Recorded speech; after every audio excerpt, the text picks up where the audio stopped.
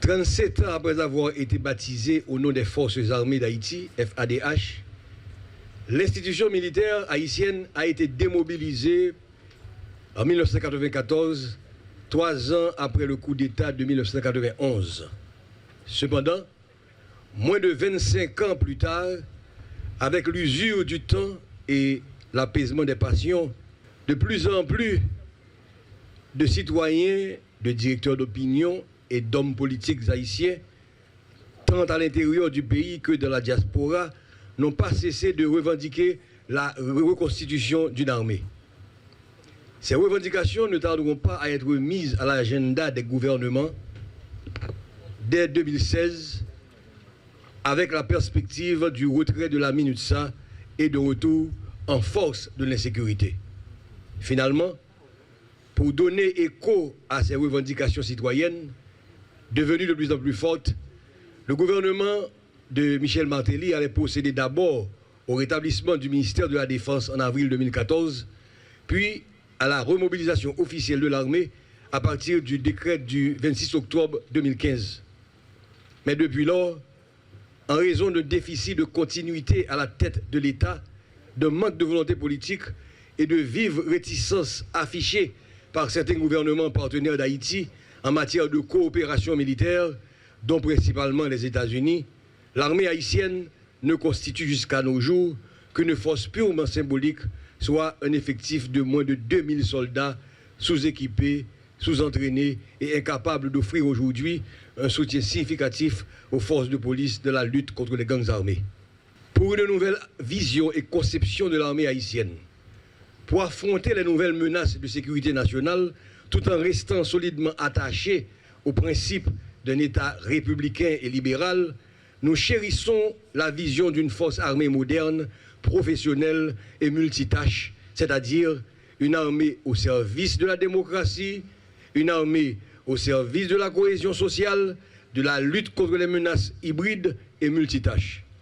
Comment évolue une armée dans une société démocratique? Une armée au service de la démocratie.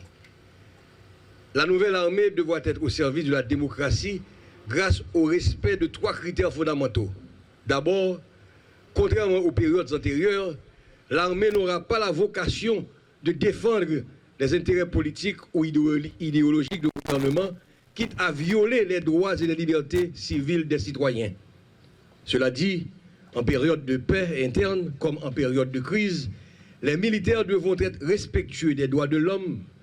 En outre, pour respecter les principes d'une république, les militaires devront être subordonnés entièrement au contrôle du gouvernement civil, quelle que soit l'idéologie du parti où seraient issus les membres de ce gouvernement. Enfin, l'armée aura pour champ d'action que les frontières de la sécurité extérieure. En d'autres termes, les militaires ne pourront intervenir dans l'ordre politique interne que de manière exceptionnelle afin de procéder à des missions de développement, de défense civile ou de défense intérieure du territoire. Une armée au service de la cohésion sociale. À cause des grandes inégalités et du niveau élevé de pauvreté, la société haïtienne demeure l'une des sociétés les plus conflictuelles au monde, où l'exclusion et la discrimination sociale règnent en maître. Cependant, puisque l'armée est l'école par excellence du civisme, du patriotisme et des valeurs de fraternité et de solidarité entre les hommes, celle-ci peut être mise à contribution dans la politique de promotion de la cohésion sociale. En effet, la nouvelle armée n'aura pas seulement une vocation sécuritaire, mais aussi sociale, dans la mesure où la période de la conscription militaire sera également mise à profit pour assurer un brassage social progressif susceptible d'encourager non seulement la rencontre et la collaboration entre différents groupes sociaux, mais aussi le développement des valeurs d'une identité nationale commune. Une armée au service de la lutte contre les menaces de sécurité hybride.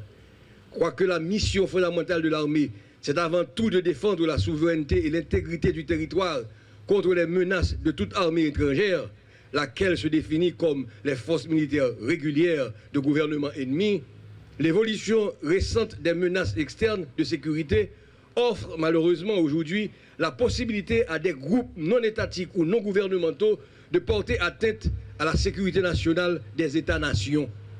Dans ce contexte, les membres des forces armées d'Haïti devront être suffisamment formés et outillés pour faire face à des menaces militaires asymétriques comme le terrorisme, les attaques cybernétiques, des actes subversifs et de déstabilisation du gouvernement étranger, la criminalité transnationale organisée et j'en passe.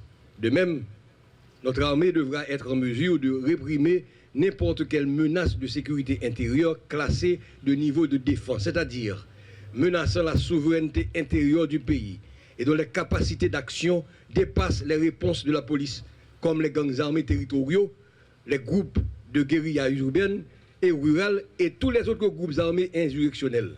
Ainsi, sous couvert de la proclamation d'un régime d'exception tel qu'état d'urgence, état de siège ou loi martiale, l'armée pourra être appelée de manière temporaire au service de la nation. L'armée fin aider dans ça pour avec la police, la brigade de Kazeni, et puis il va participer dans la tâche de développement. Et c'est ça pour l'armée qui va jouer le rôle de ciment dans la cohésion sociale. Une armée multitâche. Vu que l'armée demeure une institution budgétivore, dans le souci d'optimiser les dépenses de gestion et de prise en charge des soldats en période de paix, la doctrine d'emploi de la nouvelle armée ne devra pas limiter les militaires à intervenir seulement contre les menaces militaires externes ou internes au territoire national. Il peut survenir dans l'ordre politique intérieur certaines situations non militaires qui pourraient encourager l'intervention de l'armée en dehors d'un schéma d'utilisation de la force, et c'est le cas par exemple des missions dites de défense civile ou de développement communautaire. Puisque partout ailleurs, l'armée reste un creuset de techniciens et de spécialistes en gestion de catastrophes ou de crises humanitaires, certaines unités militaires pourront être sollicitées afin de procéder à des missions de sauvetage ou d'assistance en faveur des populations menacées par la survenance d'une catastrophe naturelle, humaine ou sanitaire. Dans le même sens, les personnels de la nouvelle armée pourront apporter leur contribution dans l'application de mesures de quarantaine ou de gestion des flux des personnes déplacées ou de personnes en situation d'urgence humanitaire. Tout ceci pour vous dire que la nécessité d'une nouvelle force armée n'est pas un point de vue discutable. Ce qui en revanche est discutable, c'est la doctrine qui servira de base théorico-idéologique et juridico-légale aux missions et aux règlements d'engagement de cette armée. C'est là que nous voulons arriver. Et c'est là le message aujourd'hui que nous avons des bases là pour nous construire, pour nous venir au service de la nation, au service du peuple haïtien et non pas au service des intérêts de groupes, de caste ou de classe. Chef gouvernement, Premier ministre Ali Didier Fils-Aimé, c'est veut pas ça. Et très prochainement, nous travaillons pour une doctrine, une nouvelle doctrine de l'armée qui mette les militaires nous en situation pour capable défendre le pays, les pour défendre.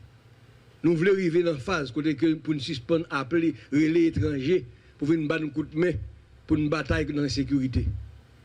Nous avons parce qu'il y a des gens sur le terrain, nous avons des ressources pour qu'il y ait des gens pour nous arriver côté nous arriver. Et avant même que nous pensions à des gens pour venir de nous, pour nous relayer, il faut que nous disions ça que nous avons fait peut-être pas nous. Et ça nous avons fait peut-être pas nous, à partir de aujourd'hui, il faut que nous prouvions. Nous avons l'armée, tout parfaite, mais au moins nous avons une force armée. Mais je dis là, nous avons moins de 2000 personnes. Et c'est sur base ça nous commençons.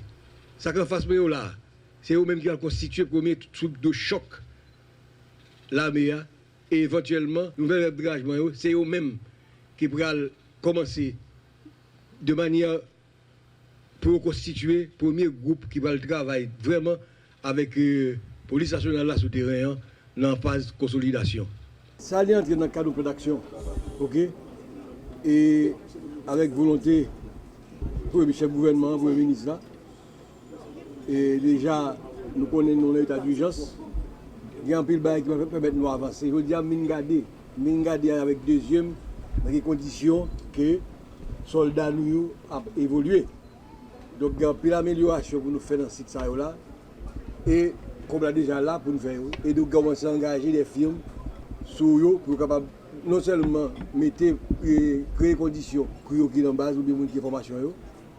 Donc, je suis capable de courir là jusqu'à l'année prochaine, 1 an, avec des possibilités pour nous faire un peu de bagaille.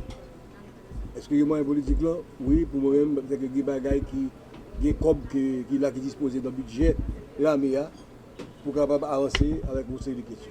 C'est pour ça que je là, pour nous regarder qu'il y a un espace tout qui est disponible et qui s'est manqué en termes d'installation sanitaire et autres, pour nous capable rendre monsieur confortable pour capable faire le recrutement. Nous allons faire le recrutement et probablement nous allons visiter Bazar Dakaouna très prochainement. Nous allons regarder à Dakaouna comment lire comme base. Et puis nous avons 2 pôles côté que nous avons fait le recrutement. Bon, ici, avec Nanakaona. Donc Nanakaona est capable de capacité pour les absorber au moins 600 recrues. Et là presque idem. Donc nous pouvons espérer que dans 3 prochains mois, nous allons organiser pour nous gagner au moins 1200 personnes. C'est un renforcement effectif là. Un renforcement de capacité opérationnelle là, mais pour capable aider justement à ce que nous arrivions à réaliser l'élection dans l'année. Donc, tout le bagage est déjà lancé, nous avons un calendrier électoral là qui est lancé. Et le Premier ministre est clair sur la question. Et c'est peut-être ça, dans le démarche, c'est cette là. C'est justement regarder comment rapidement nous sommes capables d'augmenter l'effectif de la meilleure et pour capable au moins, dans le cadre d'élection qui va venir, pour le répartition concernant pour sécuriser dans ces 2 zones. Il y a des difficultés dans la régulariser. C'est l'armée qui va organiser le recrutement. Donc, il y a une nécessité, commandant, état-major, tout le monde comprend. Et nécessité qu'on a pour augmenter l'effectif, capable de régler des problèmes avant qui fait ça va arriver. Mais ça va arriver. Ça va faire. Dans le quartier populaire, le côté où nous vivons, ce n'est pas bandit, c'est un cadre. On ne peut pas que nous bandit. Donc, nous avons dit qu'on quitter des zones comme ça. Ça fait qu'on y a une balle côté où vous aller, et puis qu'on y a une opération. Et puis là, on va avoir aucune crise encore à partir de cette année-là en termes de crise humanitaire. Vous comprenez? Ce n'est pas moi qui fais des déclarations. Par contre, aucun monde qui fait des déclarations comme ça, l'armée n'a pas fait des déclarations comme ça, par contre, côté monde qui dit ça, qui fait une parole ça.